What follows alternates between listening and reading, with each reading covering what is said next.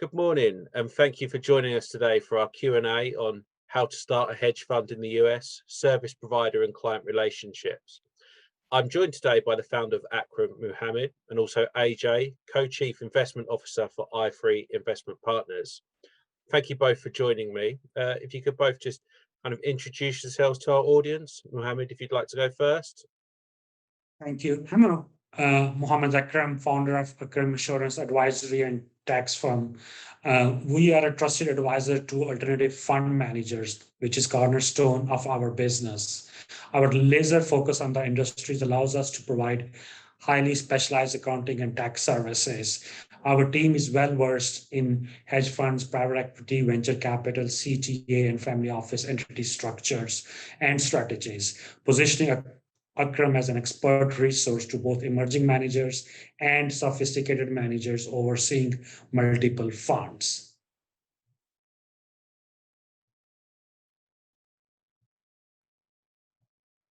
AJ, if you wouldn't mind, please. Yeah, hi, AJ Di Cioccio, Co-Chief Investment Officer for i3 Investment Partners. We run a quant hedge fund. We have offices on the West Coast and on the East Coast. I'm based in Southern California. One of my partners is based in New York City. We've been working together as a team since 2014, and I have about 20 plus years experience in the business. Great, thank you. Mohammed, could you please give us an overview of the current launch environment for fund managers in the US, and where do you see the major challenges and opportunities? Yes, thank you. It's a very good question, Sam. It's still a great time to launch a hedge fund. The reality is that the startup market is alive and well. In fact, it is thriving for those who go about it the right way. We have definitely seen more fund launches in 2021. And regulatory environment for hedge fund has become more complex and time consuming in recent years for fund managers. While some in the industry view the regulatory landscape as a barrier to starting a fund, with many of the largest hedge fund managers closing their funds to new investors. This is opportunity for new funds is as strong as ever. And hedge fund market is growing and maturing, and investors still need to meet their allocation targets or they're looking to replace the managers. That means capital is there for the managers who can articulate their strategy and demonstrate their ability to build an institutional quality infrastructure and suitable processes. However, doing these things require a plan to change in the mindset. And part of that mindset change is coming to grips with the reality that every fund will launch with hundreds of millions of dollars. There are plenty of successful funds that launch with 30 million or even 10 to 20 million for that matter. The truth is, many funds may never reach the 9 figures, and that's okay too. Successful funds come in all different shapes and sizes. It is simply a matter of how they define success. What is the most important is that a fund has a clear understanding of that, recognize and embrace, it will be the ones that thrive in the future. Some managers look at a heightened regulation as a burden, but the reality is it can actually be a benefit. It all depends how you articulate your fund strategy. Thank you. Great, thank you. And AJ, how should managers approach their outsourcing relationships? Are there any, key service providers that you should onboard before launch? And how do you plan on scaling up as you grow? Thanks, Sam. That's a great question.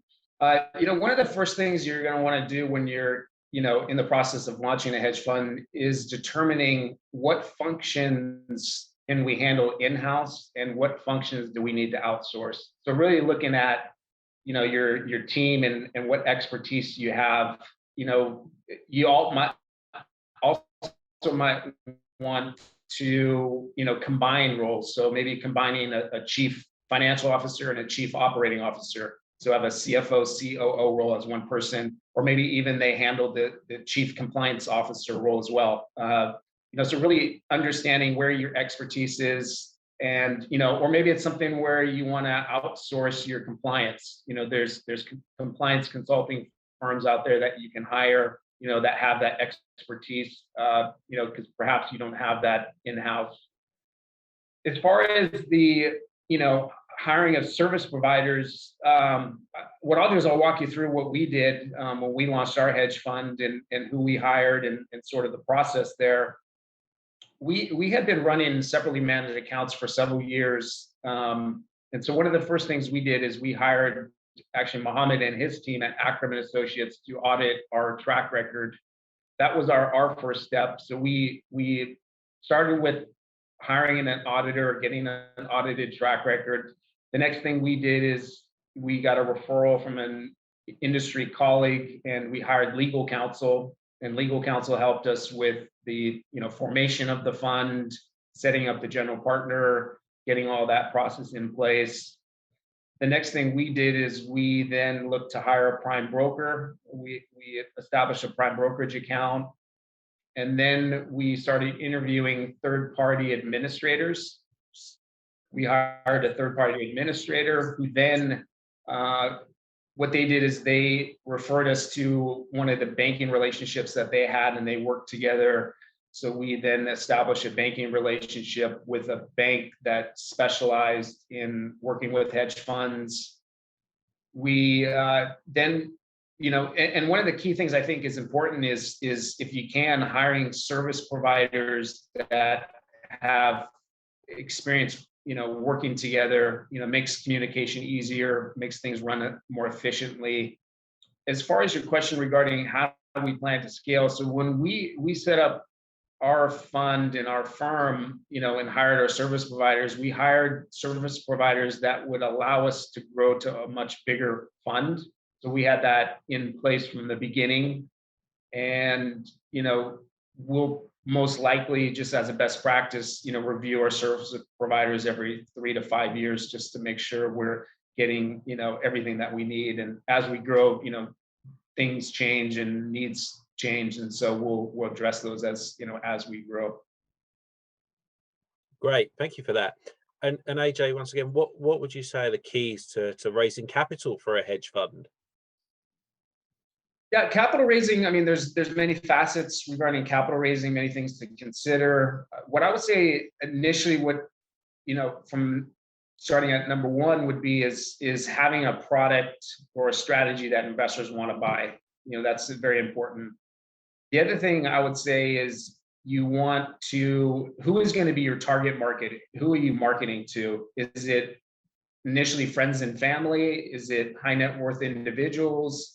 Is it RIAs, institutional pension funds? Really, knowing who is your target market and developing a marketing strategy to go after those investors. You're also going to want to have a marketing message that is compelling and easy to understand. The other thing you got to think about too is a distribution channel. Are you going to hire third-party marketers to help you with distribution? You might want to consider investor conferences. Which ones do we attend? That sort of thing. And then also too, I would just say you really need to allocate time to capital raising. So maybe it's 1 or 2 hours a day where you have that set on your calendar where you're actually spending time marketing and trying to raise capital.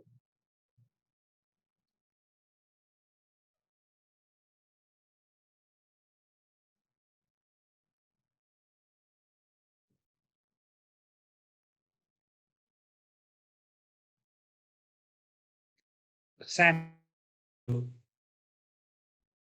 So with the overview of current tax initiatives that might impact new managers, starting with carried interest rate changes, what is it that managers need to know? Yes, thanks, Sam. First of all, I would say, what is the carried interest for newcomers who are in the hedge fund space or in the alternative investment space? Carried interest is a contractual right that entitles the general partner to share in funds' profits. These funds invest in a wide range of assets, including real estate, natural resources, public traded companies, stocks, bonds, private businesses. Hedge funds, for example, typically trade stocks, bonds, currencies, and options. Venture capital funds invest in startup businesses. and private equity funds invest in established businesses, often buying public traded companies and taking them private.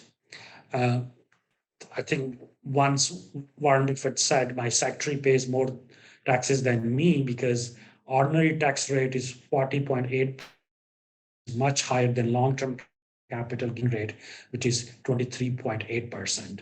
So the managers pay a personal federal income tax on these gains at a rate of 23.8%.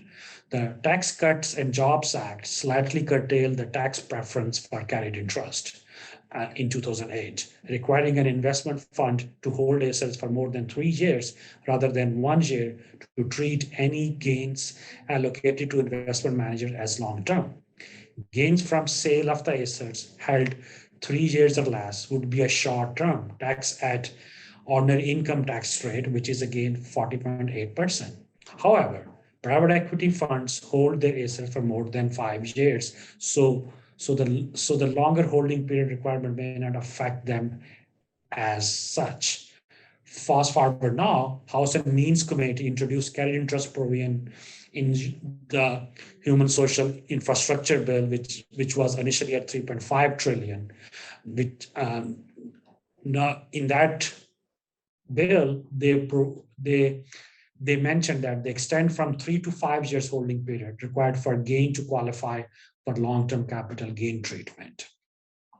As you guys know that the social infrastructure bill now has trimmed down from 3.5 trillion to 1.5 trillion. I'm not sure whether that provision is still there or will be taken out, but we're keeping a closed eye what if there's any impact on the carried interest provision going forward.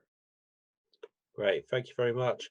And now as we just kind of round up, I was wondering if you could both perhaps give 1 to 2 key best practice tips to managers that are looking to launch a hedge fund in the US. Mohammed, if you'd like to take the lead on that one, please. Yes, yeah. So I would say the most important is value proposition. This is perhaps the most important and often most overlooked aspect of launching a fund, whether you call it a value prop, elevated pitch, or investing strategy. Managers needs to be able to tell a story to investors about who they are, how they will generate alpha and minimize risk. We are talking about significant sums of money, and it is important for investors to understand how your fund is different from and better than other options available for the investors. Developing a flawless value proposition is a process to solicit feedback from trusted advisors and industry experts and keep refining it. Perfect your pitch. You will see the big payoff. I would say that act institutional from the outset and be transparent. Institutional quality has become a bit of an overused phrase, but the thought behind it's as meaningful as ever. The most successful funds build out their infrastructure with an eye for detail and for focus on a quality that will pass muster with institutional investors from a day one. Putting in place strong business practices, partners, and processes that fit your needs today can scale as your fund grows in the future. And be transparent.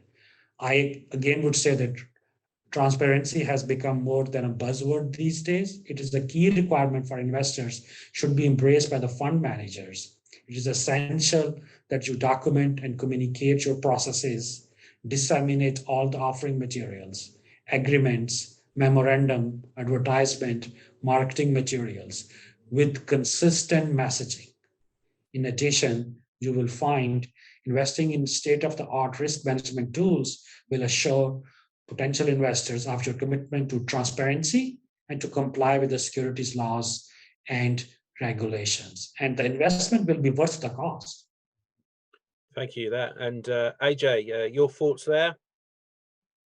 Yeah, I would agree 100% with what Mohammed said. I think those are all very key points, things to consider. What I would just say is that you know when you're considering launching a hedge fund, there's running the fund, the investments, the portfolio, the trading, the risk management, everything that Mohammed said.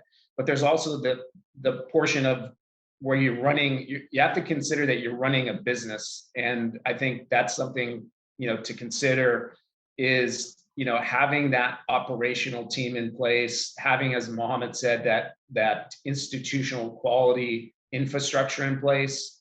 That's definitely a big key.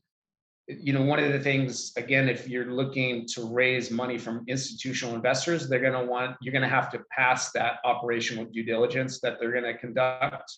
And you have to have those things in place, and again, being very diligent, detailed in your processes. So, again, I would agree with most of what Mohammed said, and just really think about, you're running a business in addition to, just running a portfolio in a fund.